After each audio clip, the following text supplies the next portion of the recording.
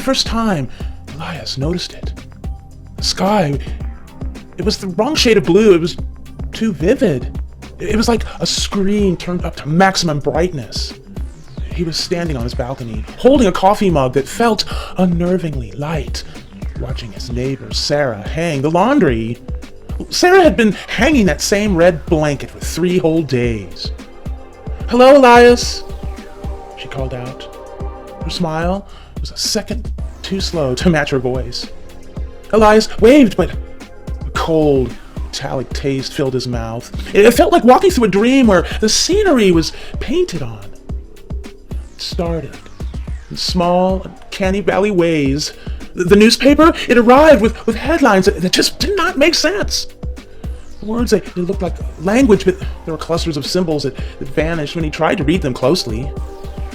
People's conversations, they sounded like loops, repeating the same gossip about some guy named Mark, who Elias had never even met. Yet everyone spoke of him constantly. He started testing the world. He would pinch his arm until it bruised, but the pain, it felt delayed. It felt like watching a movie of himself being pinched. He tried to remember his childhood. Oh, but the memories, they were foggy and distorted, and they seemed to belong to someone else. The horror, it intensified when he went to his office.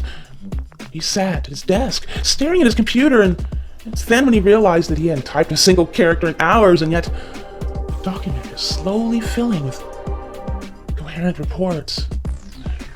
It wasn't doing the work. Someone or something else was.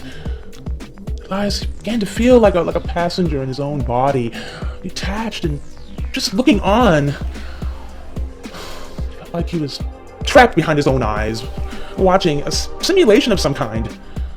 He looked in the mirror, and the face staring back was recognizable, but it was kind of alien. It was as if he was watching some kind of stranger mimic his expressions. He decided to leave the city. He drove until he got to the edge of town, looking for a highway that led to the countryside. But every road that he took, regardless of the direction, always looped back to the same intersection with the same red blanketed laundry. "Can't leave," a voice said behind him. It was Sarah. She was standing in the middle of the empty intersection. She wasn't smiling anymore, no. Her eyes, they were blank, like a painted doll's eyes. "It's not time for your scene yet," she said. Elias, he looked down at his hands. They were starting to flicker, becoming translucent, as if the light behind the world was failing. He wasn't real. He was just a story being told. The narrator was just getting tired.